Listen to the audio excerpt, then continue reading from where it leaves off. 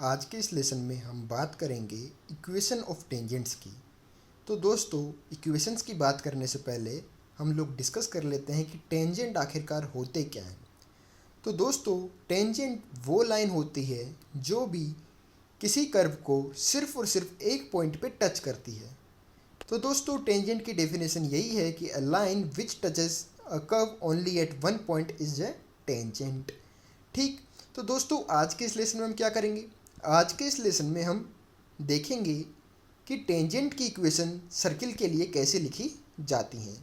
तो आइए दोस्तों, शुरू करते हैं आज के इस लेसन को। तो दोस्तों, अब अगर हम बात करें यहाँ पे स्टैंडर्ड सर्किल की, जो कि होता है x square plus y square equals to a square.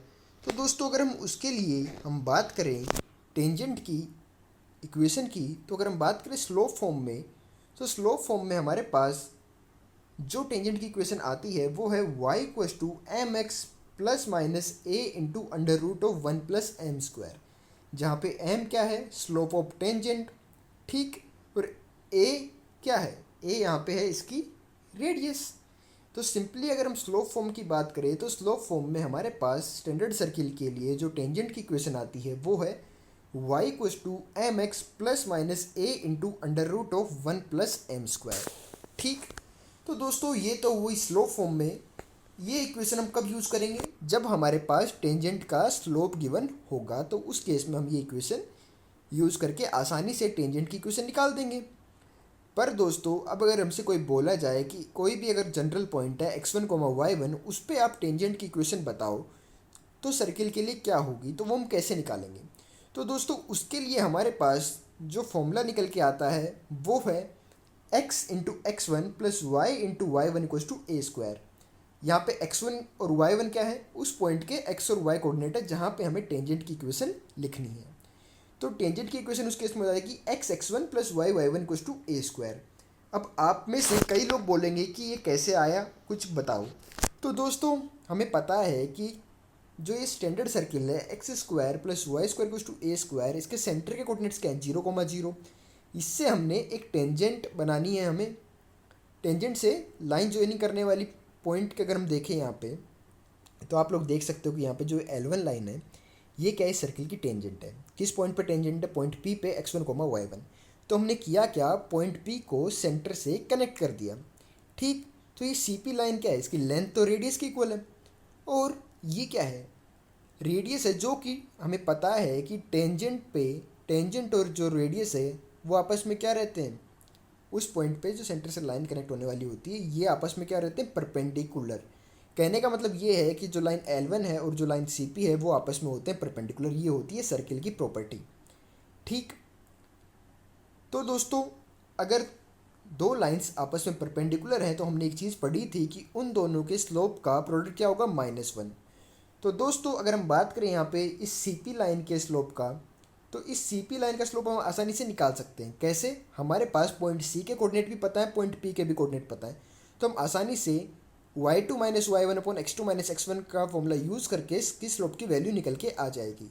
तो दोस्तों, अगर हम यहाँ पे देखें तो इस केस में हमारे पास CP लाइन का स्लोप की वैल्यू क्या आएगी? y1 upon x1। ये वहीं पे यहाँ पे वही फॉर्मूला यूज किया, y2 minus y one upon x2 minus x1। यहाँ पे y2 की जगह क्या था? y1, और y1 की जगह यहाँ पे क्या है? 0। तो उस फॉर्मूले को यूज किया तो हमारे पास CP लाइन का स्लोप आ गया, जो कि क्या है? y1 upon x1। ठीक। वहीं पे अगर हमने यहाँ पे बात करें इस लाइन L1 के स्लोप की, तो ये लाइन क्या थी? L1 लाइन CP के परपेंडिकुलर थी। तो इसका स्लोप हमारे पास क्या आएगा? y1 अपॉन x1, जो कि CP का स्लोप है, इंटू m इक्वल्स टू -1 आना चाहिए। तो यहाँ से हमारे पास हम देख सकते हैं कि लाइन L1 का स्लोप, जिसको हमने m मानना है, उसकी वैल्यू क्या आ जाएगी? -x1 upon y1। तो हमारे पास जो लाइन L1 है उसका स्लोप हमारे पास आ जाएगा -x1 अपॉन y1। तो दोस्तों, इस लाइन का हमें स्लोप भी पता चल गया और इस पर एक हमें पॉइंट भी पता है। तो इसकी इक्वेशन हम आसानी से लिख सकते हैं।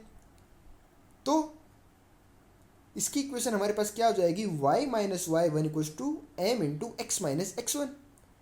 y minus y one equals to m into x minus x1, point slope form of line. ठीक। तो यहाँ पे क्या था? तो हमने देखा कि इसको जब हम क्रॉस मल्टीप्लाई करेंगे, सिंप्लीफाई करेंगे, तो हमारे पास आ रहा है y1 square minus y y one equals to x x one minus x1 square. ठीक। ये वैल्यू हमारे पास यहाँ पे आ रही है। तो अब दोस्तों आपको पता है कि जो x1 y1 है ये पॉइंट क्या है, सर्किल के ऊपर लाई कर रहा है। तो इसका मतलब ये है कि ये पॉइंट सर्किल को सेटिस्फाई भी करेगा। सर्किल को सेटिस्फाई करेगा तो इसका मतलब क्या होगा कि जो x1 स्क्वायर है प्लस y1 स्क्वायर, इसकी वैल्यू कितनी आएगी 1। तो हमारे पास आज x1 square plus y1 square की वैल्यू कितनी आ जाएगी, a स्क्वायर। तो दोस्तों हमारे पास फाइनली आ जाएगा x1 plus y1 equal to a square. तो दोस्तों किसी भी जनरल पॉइंट पे हमें इक्वेशन लिखनी हो तो हमारे पास इस फॉर्मूले का हम यूज़ करके आसानी से लिख सकते हैं। कॉन्सेप्ट क्या है वो मैंने आपको यहाँ पे समझा ही दिया। तो दोस्तों अब आगे बढ़ते हैं। तो दोस्तों अब अगर हम बात करें अगर पैरामेट्रिक फॉर्म में टेंजेंट की इक्वेशन कैसे लिखी जाती है, इसका फॉर्मूला क्या है। तो दोस्तों हमें पता है कि सर्किल पे पैरामेट्रिक कोऑर्डिनेट हम किस फॉर्म में मानेंगे, a cos theta comma a sin theta. तो जो सर्किल है हमने उस पर पॉइंट मान लिए parametric a cos theta comma a sin theta. ठीक, पैरामेट्रिक कोऑर्डिनेट मानते कैसे, x equal to x1 plus r sine theta और y equal to y1 plus r x equal to x1 plus r cos theta और y equal to y1 plus r sine theta. जहाँ पे x1 y1 क्या होते थे, centre के coordinates. तो यहाँ पे सेंटर क्या है, ओरिजिन। तो इसलिए इस सर्किल के लिए हमारे पास जो इसके पैरामेट्रिक कोऑर्डिनेट्स हम मानेंगे वो क्या आएगा, x equal to r cos theta. R की जगह यहाँ पे क्या हमारे पास a, तो x कोऑर्डिनेट हमारे पास आ जाएगा a कोस थीटा और y कोऑर्डिनेट हमारे पास आ जाएगा a साइन थीटा। तो पॉइंट P के कोऑर्डिनेट हमें पता है a cos theta comma a sine theta. तो जो भी हमने पिछली फॉर्म डिस्कस की कि किसी भी जनरल पॉइंट पे सर्किल की इक्वेशन कैसे लिखते हैं, x1 plus y1 equal to a square. तो यहाँ पे x1 की जगह क्या हो जाएगा, a कोस थीटा, y1 की जगह क्या हो जाएगा, a साइन थीटा। तो हमारे पास क्या आ जाएगा, x cos theta plus y sine theta equal to a। कैसे, यहाँ पे जो a वाली चीज़ थी उससे हमने एक कैंसिल कर दिया a स्क्वायर वाली टर्म में से। तो फाइनली हमारे पास सिंप्लीफाई करने पे जो इक्वेशन आ रही है वो आ रही है x cos theta plus y sine theta equal to a। ये है पैरामेट्रिक फॉर्म में टेंजेंट की इक्वेशन। ठीक, तो दोस्तों टेंजेंट की अगर हम बात कर रहे हैं तो यहीं पे हमारे पास कोई ज्योमेट्रिकल रिजल्ट और निकल के आते हैं।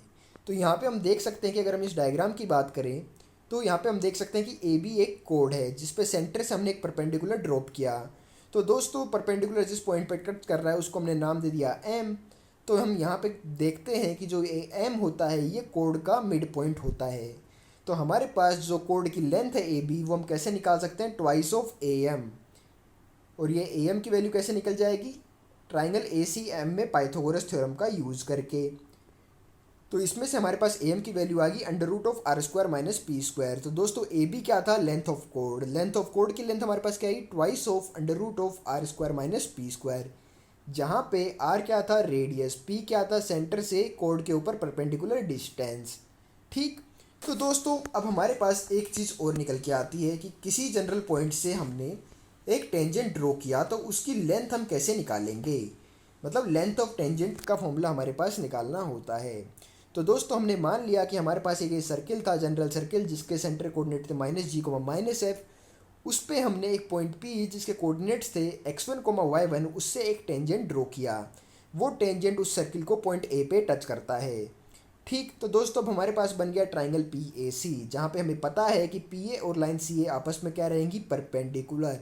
तो हम कह सकते हैं कि ट्राइंगल पी ए सी एक राइट एंगल ट्राइंगल है जिसपे 90 डिग्री का एंगल बन रहा है एंगल ए पे।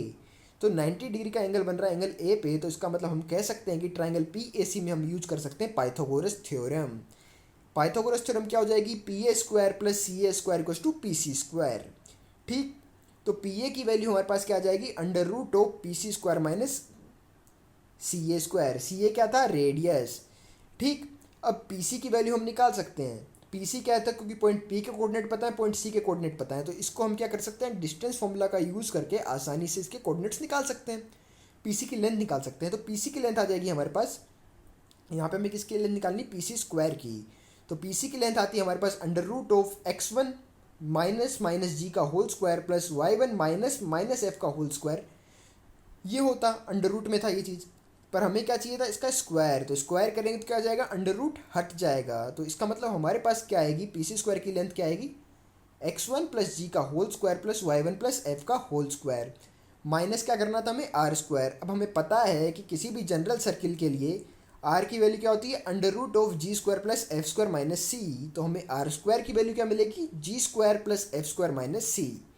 तो हमने आर स्क्वायर की जगह क्या लिख दिया, G square plus H square minus C. तो दोस्तों जब हम इसको सोल्व करके देख रहे हैं तो हमारे पास आ रहा है कि under root of x1 square plus y1 square plus 2g x1 plus 2f y1 plus C, ये वैल्यू हमारे पास निकल के आ रही है। तो यहाँ पे हम देख सकते हैं कि ये क्या है, ये सिर्फ हमने किया क्या है कि जनरल इक्वेशन में अगर आप उस पॉइंट को सेटिस्फाई कर दो तो आपके पास, और उसकी अंडर रूट ले लो तो आपके पास लेंथ ऑफ टेंजेंट आ जाती है। तो दोस्तों लेंथ ऑफ टेंजेंट पी, ये हमारे पास क्या आ रही है, रूट S1। S1 क्या था यहाँ पे, S1 वो है जब हमने सर्किल की इक्वेशन में पॉइंट पी के कोऑर्डिनेट्स को सेटिस्फाई करके वैल्यू निकाल रहे हैं। तो दोस्तों लेंथ ऑफ टेंजेंट का फॉर्मूला होता है रूट S1, ये आपको रखना है याद। ठीक, आइए कर लेते हैं कुछ न्यूमेरिकल्स।